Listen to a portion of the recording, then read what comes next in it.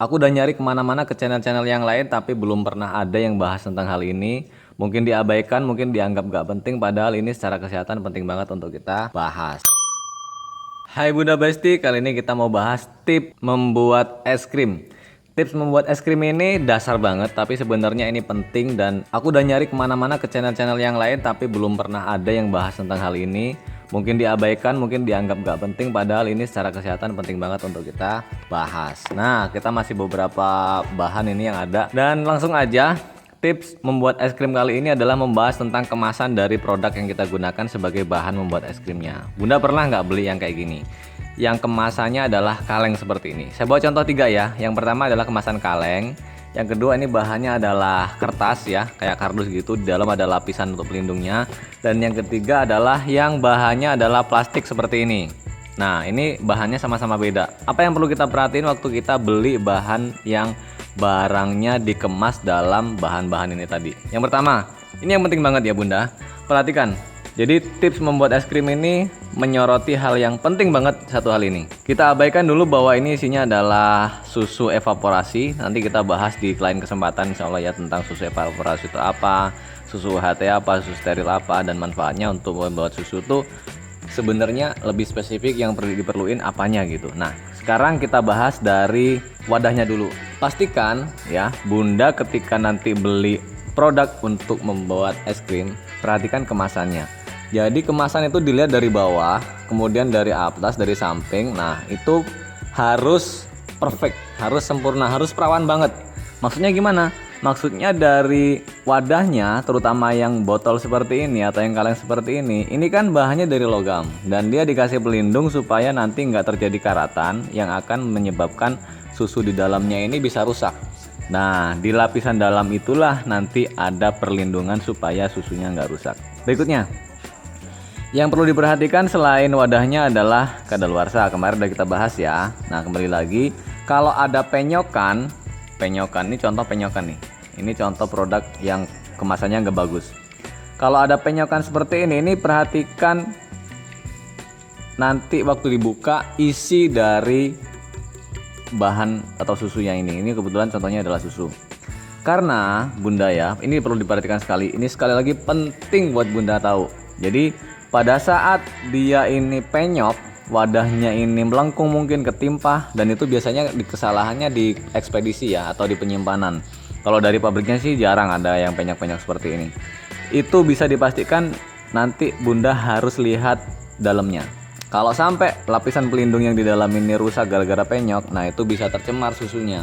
Itu yang disebut dengan bakteri botulium. Nama bakterinya memang disesuaikan dengan kemasan di mana dia ditemukan. Kebetulan awalnya dulu bakteri itu ditemukan di botol. Jadi untuk kemasan-kemasan seperti ini penting banget buat diperhatikan. Sekali lagi, Bunda jangan terkecoh dengan harga murah tapi kemasannya penyok-penyok. Nah, itu hati-hati Bunda. Sekali lagi, mungkin Bunda pernah lihat ya ada orang yang jualan makanan harganya murah tapi ternyata ada cerita, ada kabar, ada orang keracunan dan mungkin aja penyebabnya adalah makanan itu. Yang perlu diperhatikan sekali lagi, perhatikan wadah kemasannya. Usahakan seperawan mungkin. Jangan ada penyokan, jangan ada bekas benturan, jangan ada benjol-benjol di wadahnya ini. Sekali lagi, ini adalah logam. Ini adalah logam. Ketika dia bagian dalamnya itu yang ada pelindung anti karatnya rusak, maka bahan yang di dalamnya ini bisa tercemar. Kemudian kalau misalkan nggak habis ini nyimpennya gimana? Ini kan diusahakan sekali lagi bis ya. Tapi kan kita bikinnya ini kemasannya kemasan keluarga ya Bunda. Kita nggak bikin untuk dijual gitu. Artinya untuk satu susu evaporasi seperti ini misalkan, ini kayaknya nggak mungkin langsung habis dalam satu kali pembuatan es krim. Kan terlalu manis banget nanti jadinya.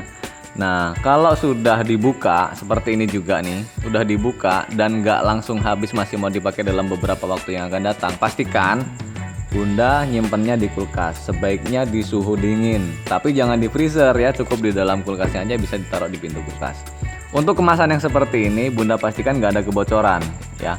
Usahakan nanti nutupnya di bagian sini sampai rapet banget.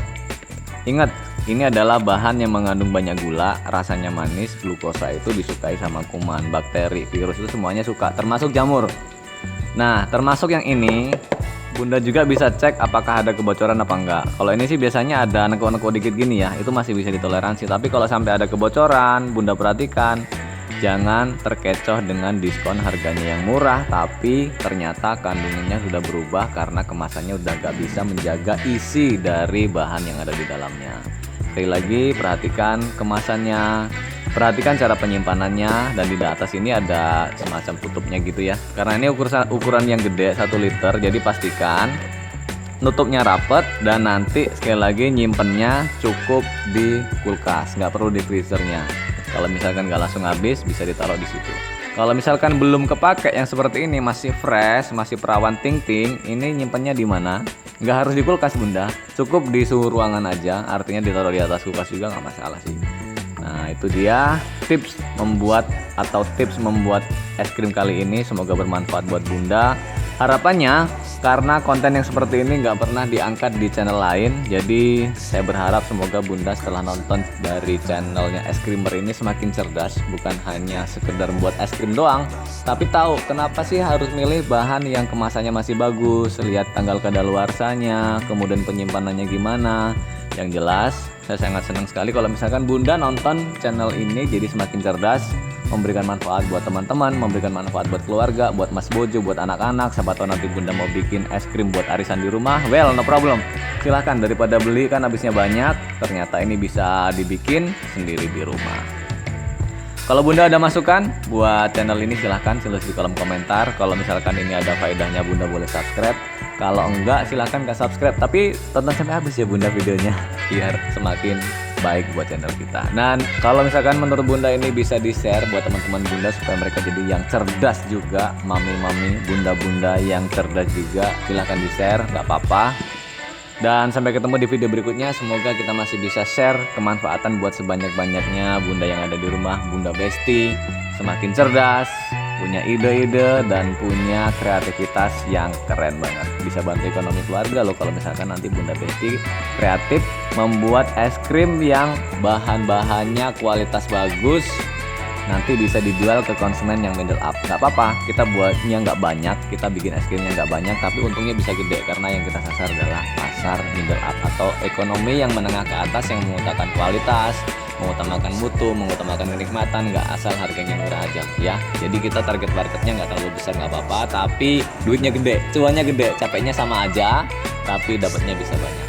Itu aja bunda video kali ini, semoga bermanfaat. Sekali lagi nonton di channel ini, semoga bunda semakin cerdas, semakin hebat, semakin glowing luar dalam, ilmunya di upgrade, glowingnya di upgrade.